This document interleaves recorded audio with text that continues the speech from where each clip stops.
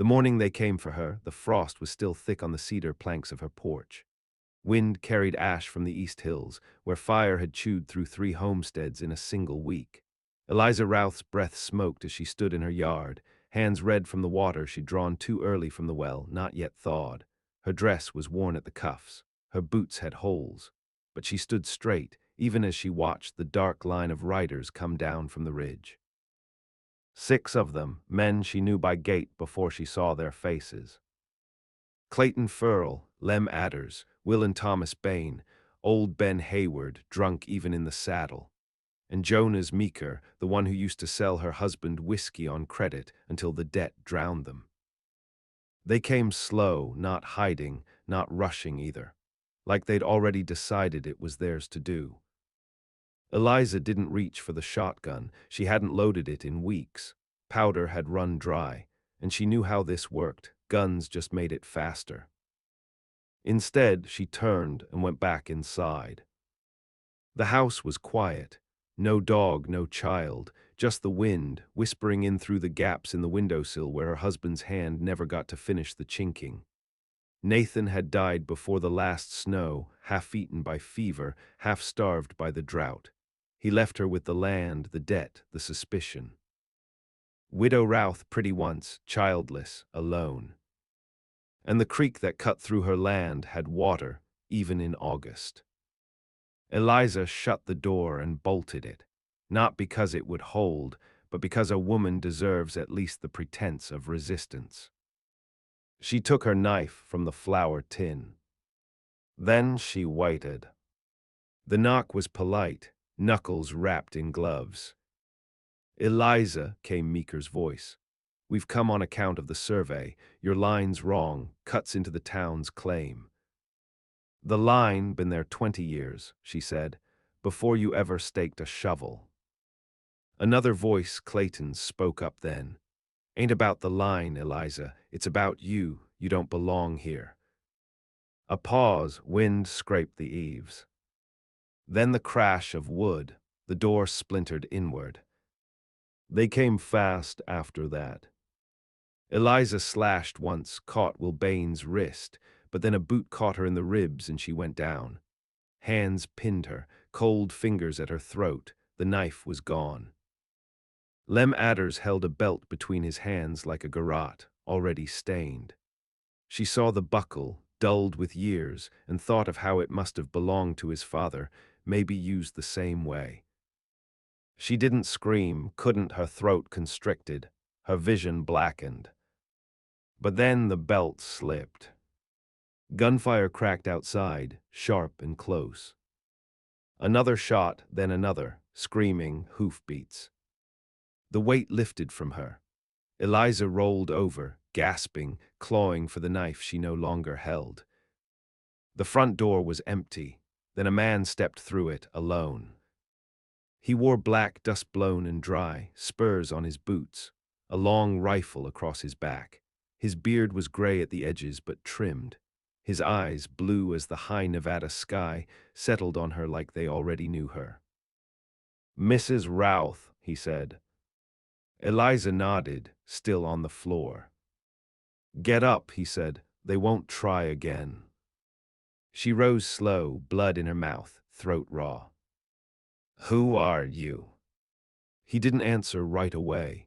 Instead, he looked around the wrecked house, then back at her. "Name Ezra Callan. I heard what they planned. Rode in from Deerfield, arrived too late." "You weren't too late," she said. Her voice rasped. Ezra knelt beside one of the men, Will Bain, who was still alive, whimpering through a leg wound. He looked up at her again. "Do you want them to live?" She hesitated, her breath shook. "No," she said. Ezra stood and shot the man through the head. They buried 4. One crawled off into the trees. One bled out in the creek. Eliza sat on the porch, arms wrapped in a blanket, and watched the sun rise again, this time without fear. Ezra cleaned his rifle. He'd made coffee. She hadn't tasted it in months. "They'll send more," she said. He nodded. Not if we do something first. She looked at him then, the rifle, the way his eyes didn't move unless he meant them to. You killed 6 men for me. No, he said. I killed 6 men because they were going to kill you. There's a difference. She studied him, the lines around his mouth, the wear in his shoulders. You got family. No. You got debt. No. Then why? He didn't answer for a while, just sipped the coffee. I knew your husband, he said finally, before the war, before all this. Eliza stiffened. Nathan. Ezra nodded. We fought together. He saved my life once. I didn't know he'd passed until last week. When I heard what Meeker had planned, I rode, figured it was time to settle the account. Eliza stared out over the ridge. Smoke still drifted from where one of the men had fallen, caught in fire from the gunpowder pouch. You said they won't try again, but they will. That town, Furl runs it. He owns the judge. I know. They'll say I killed them. They'll try. She looked at him. You're not leaving, are you? He didn't flinch, no. She stood. Then marry me, she said. His eyebrows raised. Not for love, she added. For name, for protection, for the law. They won't touch a man like you, but a widow, that's a different thing. Ezra watched her. That what you want? No, she said, but it's what I need. He nodded. I'll ride to town, wake the preacher. By sundown, they were husband and wife. The preacher looked shaken, but took the coin.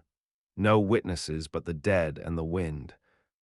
Eliza stood beside Ezra under the bare-limbed oak and said the words without trembling. She wore the same dress, still torn at the collar. Ezra kissed her brow. And when the sun went down, they sat side by side in the ruined house and made plans. Because the land wasn't safe, and the town wasn't done. But neither were they. And the next time someone tried to cut her throat, she'd have her own knife. And her new husband would already have the trigger half pulled. The next morning, Ezra was gone before first light. He left no note, just the smell of coffee in the kettle and a folded coat on the rail, hers now. Eliza stood on the porch, watching the trail where his tracks vanished into the fog. The land was still, too still.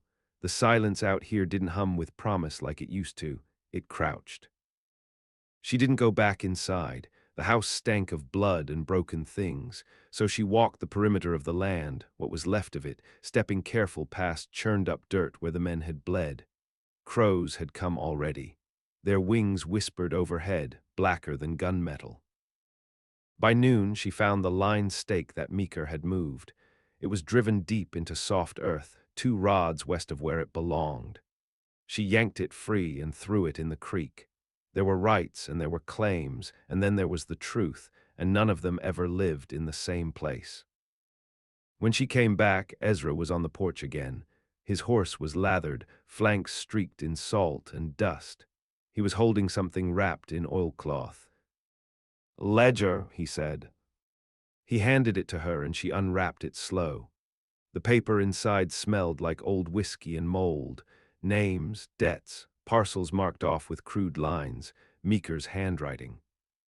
He pointed, that's the list of who Furl pays off. Half the county, including Sheriff Kinnard. Eliza stared at it. They'll come after you for stealing this. They'll come anyway, he said. Let 'em come honest. That night she found a loose board under the hearth and stowed the ledger inside it. Ezra stayed outside, oiling the rifle, listening to the wind. The way he moved, he'd done it before, fighting wars he never spoke of. He stripped the revolver, reassembled it blind. She watched him from the window, the way his hands worked, not cruel, not gentle, just final. At dawn, hoofbeats again. Not 6 this time. 3. Furl's men, but these weren't drunk and loud like the others. These wore deputy stars and had saddlecloths from the courthouse. Eliza opened the door before they reached the porch. One of them, tall, crooked-nosed, scar down his cheek, tipped his hat. Mrs. Callan. She hated how it sounded. "You're trespassing," she said. He grinned. "Judge sent us. Says your marriage wasn't registered legal. Also says there's reason to believe you were party to the murder of 6 men, one of whom was his nephew." Ezra stepped out from behind the door. The man flinched just slightly. "You're not going to drag her back," Ezra said. "Not today. You threatening a lawman. I'm reminding you this ain't law, it's hunting, and you're not the only one with a badge." The man spat. "We'll be back with more." "You do that," Ezra said. "Bring the judge next time. I got something he'll want to see." The men turned their horses. Dust followed. Eliza shut the door and turned to him. "We can't wait on them." "No," he said. "So we ride first." Ezra's mouth tugged, half a smile, but there was no joy in it. They rode at night. Avoided the road. Went through the canyon where the water ran thin but steady. In Deerfield, Ezra had a friend, Reese Calhoun, a one-eyed blacksmith turned recorder of deeds. Reese took one look at the ledger, whistled, then locked the door behind him. "You got the whole damn skeleton closet," he said. "Names here go back to the war. You could topple half the territory." "We don't need all of it," Eliza said. "Just Furl, the judge, Meeker's brother." Reese looked at her, then at Ezra. "She's not what I expected." Ezra didn't look away from the fire. "She's what's left." Reese made 3 copies. One stayed with him. One went in Ezra's saddlebag. One Eliza took under her coat. "Print shop in Calico owes me," Reese said. "You want these names sung? I'll have broadsheets flying by next week." "No," Eliza said. "Not yet. Let them think we're quiet."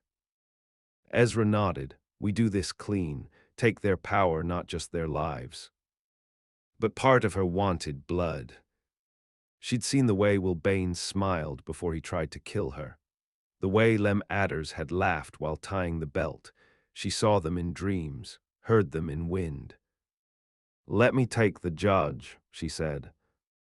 Ezra met her eyes. "And then slow," he nodded. They rode for 3 days, staying ahead of the rain.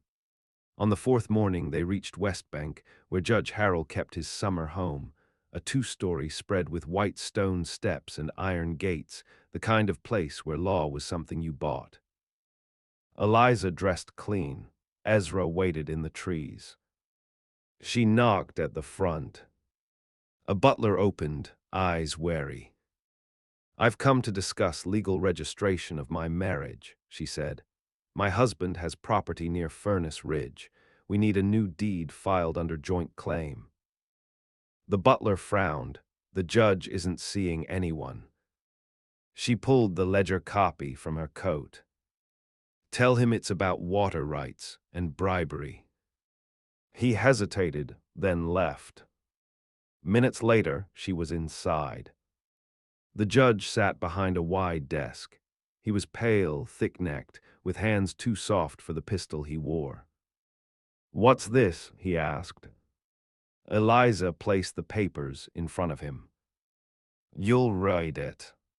He did, and when his hand moved toward the drawer, she was already standing. "No." He froze. "You think I won't shoot?" she asked.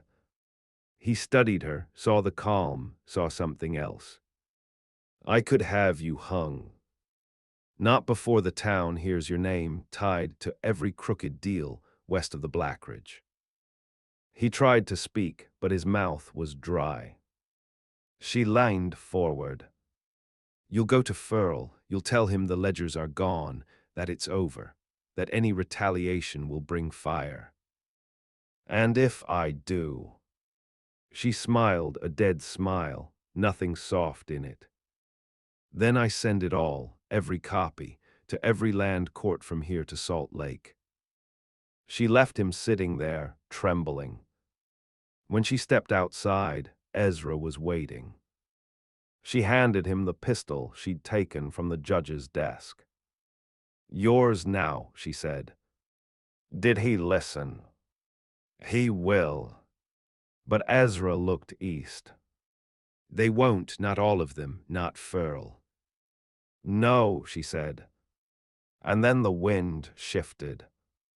And they smelled smoke. Their house was burning. They saw it from the ridge, the orange bloom against the blue sky, smoke like a flag of war. Furl had come while they were gone. He'd brought the town with him. And in the ashes of their porch, something waited. A message, a name carved into a plank. Next it read. Then Eliza's name below it. Ezra picked it up, turned it in his hands. She didn't flinch. We don't ride to warn them, she said. We ride to end it. And Ezra nodded once. Then we ride at dawn. They camped in the high shale hills above Calico, where the mesquite twisted out of stone and no light touched the ground. The fire they built was small, more smoke than flame. They ate jerky in silence. Eliza didn't ask if Ezra blamed her for the house. There was no space left for that kind of softness. Grief had dried up. All that was left was what she meant to do. Below them, the town glimmered with lamp oil and teeth. Men drank with their backs turned to what they'd done. Furl would be among them, so would Sheriff Kinnard, and maybe others, the ones who smiled while houses burned and women bled. Ezra laid out the last of the ammunition. You ever shoot a Henry rifle? He asked. No, she said. He handed it to her, not as a question, as a right. Load it slow, work the lever like you're milking a snake. Don't aim for warning, chest or head. She held the weapon and felt the weight settle in her bones. What about mercy? She asked. Ezra looked at her. That's your choice, but if you want it, best leave it here. By dawn, they'd scouted the outskirt lanes. Calico wasn't just a town. It was a wound wide open, scabbed with brothels and half-built churches. The courthouse stood like a crown, wrapped in iron fences and fake law. Furl had built it with stolen tax and fear. It rose above the rest, daring someone to take it. They wouldn't go there yet. Not until the others were gone. They started with the sheriff. Kinnard kept a backroom apartment above the stockyard, smelled of smoke and horses and the men he let rot in his jail for coin. Eliza found him still drunk, unshaven, boots off. She watched him wake with the rifle muzzle at his mouth. He opened his eyes and saw her. Eliza, he slurred, heard you married some gun ghost. I did, she said, and he's here. Ezra stepped in behind her. The sheriff reached not for his pistol, but for the bottle. Ezra kicked it aside. We don't want the badge, Eliza said. We want the list. Kinnard blinked. What list? The names you kept, everyone who paid to make folks disappear. Furl's killings, Meeker's burnings, you've got them. He didn't answer. So Ezra drew his knife. 10 minutes later, the sheriff gave them the ledger. His hands shook too bad to write. He handed it over in a pouch marked receipts. Ezra slit his throat before he finished a prayer. Word spread by noon. Not official, not fast, just whispers in sawdust. Eliza Callan, Ezra Callan. Burned out, come back. Armed.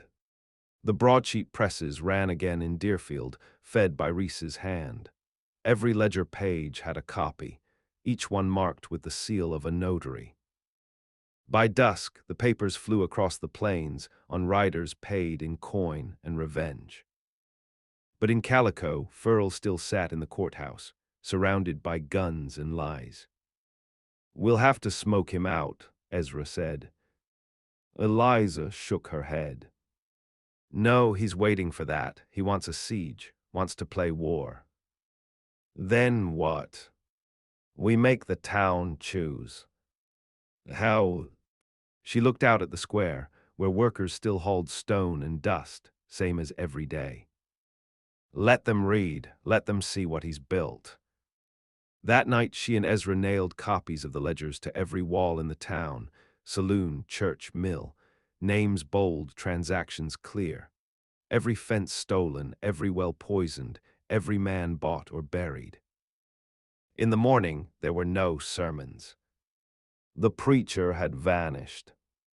The banker, too. By noon, the carpenter stood up on a barrel in front of the saloon and read one of the pages aloud. Others joined him. Voices rose, faces hardened. Furl stayed inside. He sent one man out, Clayton's cousin, a gun hand named Russ Keener. Keener didn't make it past the livery. A stable boy stabbed him in the ribs. It came down that night. Furl barricaded the courthouse. 6 men with rifles, 2 with shotguns, a boy with a pistol too big for his hand. Ezra circled to the back. Eliza went through the front. She didn't wear a dress. She wore trousers, Nathan's old belt, her knife on her hip, Ezra's revolver at her waist. She didn't knock. She kicked the doors open. One man raised his gun, and Ezra shot him from behind. Chaos broke. Gunfire roared, splinters, smoke. Eliza dropped to her belly, slid across the floor, shot the boy first. He never even aimed. She fired again, clipped a man's thigh. Screams. Ezra shouted her name once, then nothing but bullets. Furl didn't hide. He stood at the dais, behind the judge's chair, holding a double barrel like it was gospel. He saw her, and he smiled. "You ain't law," he said. "No," she said, "I'm what comes after." He fired, the wall behind her exploded. She ducked, rolled, came up with the pistol leveled. But she didn't shoot. Not yet. He reloaded. "You think this ends with you standing," he shouted. "You think folks'll follow a widow and a killer." She took a step forward. "I don't need them to follow," she said. "I just need them to bury what's left." Ezra shot a man behind the desk. Blood sprayed. Varl flinched. And in that blink, Eliza fired. The bullet caught him clean through the chest. He staggered, didn't fall. He looked at her like a man who couldn't believe the ground was real. Then he dropped the shotgun and sat down and died. When it was over, the people came.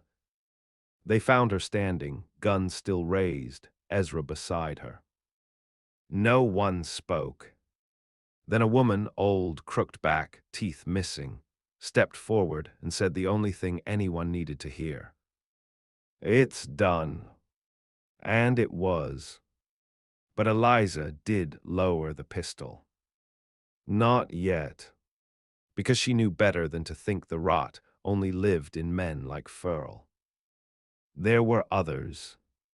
And the next part would take longer. But now they had a courthouse. And fire still in their lungs. They buried the dead behind the courthouse. No priest, no marker, no song. Eliza stood at the edge of the pit, dirt on her hands, boots caked in blood that hadn't dried. The bodies were wrapped in feed sacks. Furls went last. No one cried. Ezra covered the hole with a shovel he'd borrowed from the jail. When it was done, they burned the sacks that wouldn't fit. Ash blew west. No one tried to stop it. Calico was quiet for 3 days. No trains came, no wagons left. The air changed, people walked softer. Guns weren't worn, but no one disarmed either. They looked at Eliza now, not with pity, not with the kind of greed that had hung on her like rot before, but with something else. Not trust, something older, something wary. They called her Mrs. Callan now. She didn't correct them. Ezra didn't sleep well. He sat up at night, half-dressed, watching the window like the dark might tear through it. She saw the marks on his back when he changed shirts, the ones the war had left, long and deep like a bear had clawed him once and forgot to finish. One night she sat beside him on the cot they shared and laid her hand on the old scar just beneath his ribs. "You knew them, didn't you?" she asked. He didn't pretend to misunderstand. "Some, Furl's brother. He served under my captain. Deserted after they burned down a camp full of cholera. Thought if he ran west, he'd forget." "You didn't forget." He shook his head. "No." By the second week, riders came. One wore a silver star, polished too clean. One rode without spurs, but had a preacher's book strapped to his saddle. The last was a woman, black coat, braid down her spine, eyes like ice over a well. They came from Fort Ayton. Said they were here to oversee the transition of justice. Eliza stood in the square and read their papers. Legal, sealed, backed by a governor's stamp and the weight of money. Ezra stood behind her. She handed the papers back. Transition already happened. The man with the star smiled. "That's not your call." Eliza turned to the woman. "You read the broadsheets." "I wrote half of them," she said, "but print don't mean permanence." Ezra stepped forward. "You think you're taking this place." "We're not here to take," the preacher said. "We're here to count." Eliza narrowed her eyes. "Count what?" "Names, blood, coin, power." The woman stepped off her horse. "Don't make the mistake of thinking this ends with one courthouse burning." By nightfall, the newcomers had taken a room above the general store. Said they'd stay until things were properly settled. Ezra wanted to leave, but Eliza wouldn't. "This isn't just ours anymore," she said. "It's everyone's who ever buried someone the law wouldn't name." He didn't answer, but his hand lingered longer than usual on the rifle that lined near the door. One morning, the woman in the black coat came alone. She found Eliza behind the courthouse, feeding the stray dog that had begun following her since the siege. It had a torn ear and no name. She liked it better than most people. "You were a farmer's wife," the woman said. "Now you hold a town."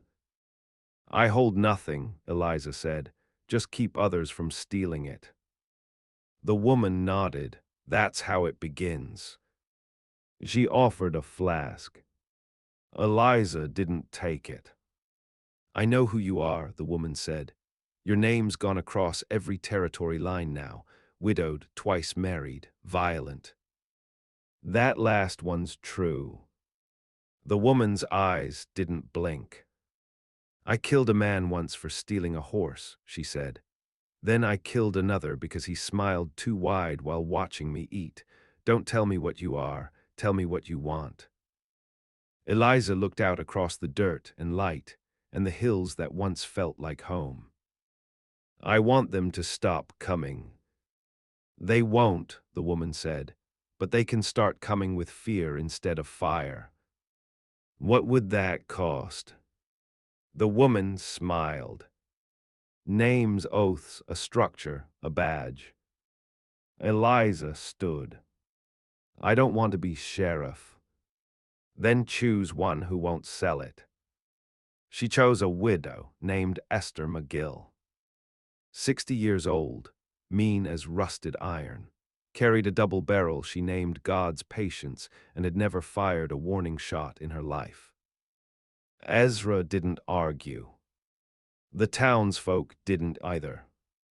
Esther took the badge and spat once on the courthouse steps. Then she started keeping records. Spring came. The creek ran higher than it had in years. Ezra rebuilt the house with his own hands, every nail sunk without a word. Eliza watched him from the yard, where she was teaching a girl named Mara to read. The girl's mother had died during Furl's hold. No one claimed the girl. Eliza didn't ask. She just gave her a name and space at the table.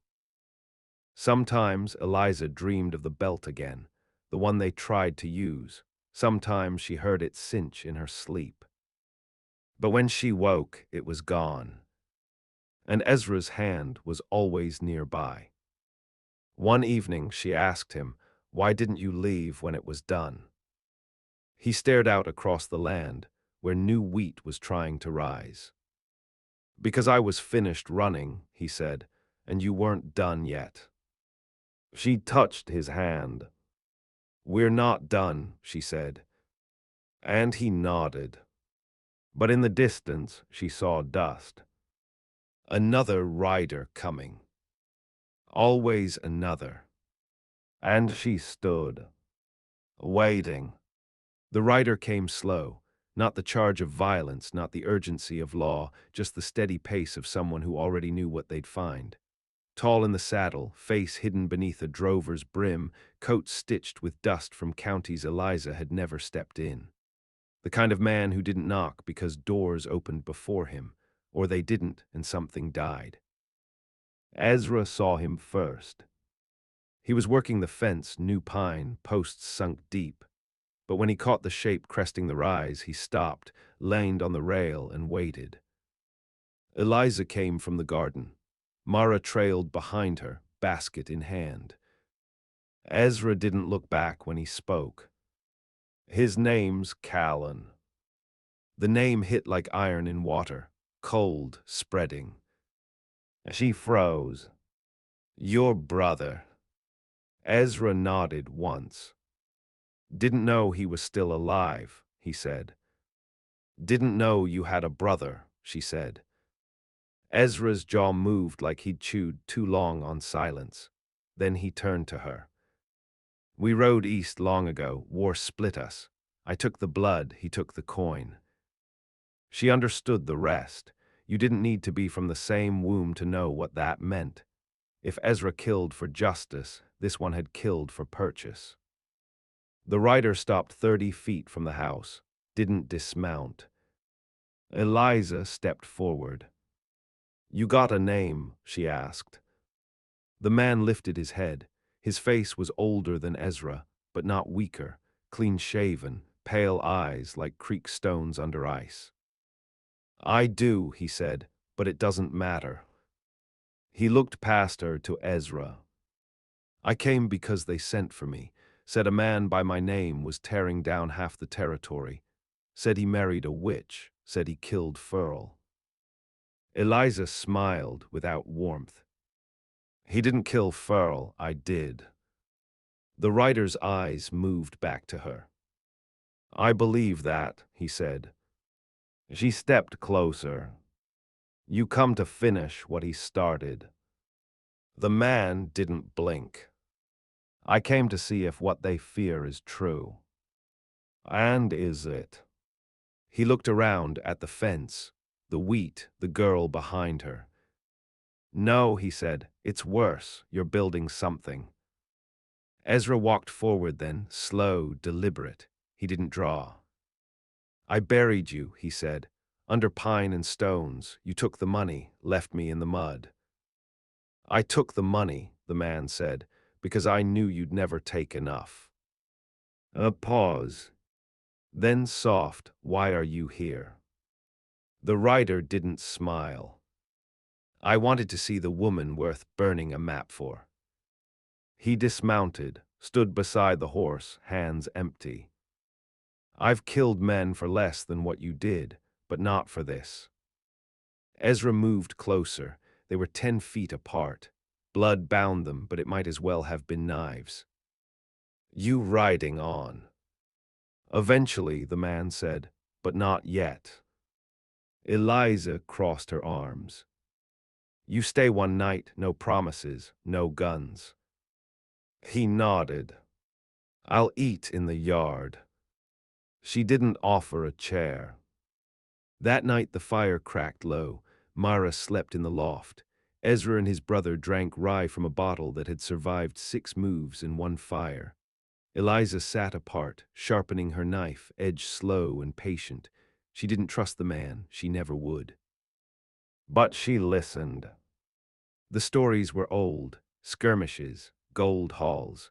A woman in Tucson who sold them out, a marshal in Kansas who should have hanged both of them. By the time the bottle ran dry, Ezra was staring at the coals like they held something he'd lost. "Why didn't you stop?" he asked. His brother looked at him. "Because I thought you were dead, and if you weren't, you should have been." Ezra nodded. "That makes 2 of us." At dawn, the brother left. He didn't wake them, just saddled up, left a coin on the fence post, and rode out west. Ezra found the coin before the sun was full. He stared at it a long time before tossing it into the ash barrel. "He won't be back," he said. "No," Eliza agreed, "but someone else will." Seasons turned. The courthouse stood stronger now, painted, shingled, guarded by men and women Eliza had chosen not for their aim, but for what they'd lost. Widows, orphans, survivors. No one who still believed the world owed them. Ezra taught the children how to shoot. Eliza taught them when not to. Mara grew tall, learned to gut a deer and file a land claim in the same month. Sometimes riders still came. Sometimes they came smiling. Sometimes they didn't leave. But the town held. It became a place where men thought twice before spitting on the name of a woman, where judges were elected by voices that used to tremble, where scars were worn openly like medals, not for pity, but as proof. One winter evening, Eliza sat on the porch, blanket over her knees, knife across her lap. Ezra came to her side and handed her a tin of coffee. "Thought you didn't want me to sweeten it," he said. "I don't," she replied, "but I want you to try." He smiled. She looked out at the land, all that was left of it. "This the end?" he asked. She thought about it. "No," she said, "but it's the part where we stop looking over our shoulder." A pause. He took her hand. She didn't pull away. And the wind that passed over the porch that night didn't smell like blood. It smelled like rain.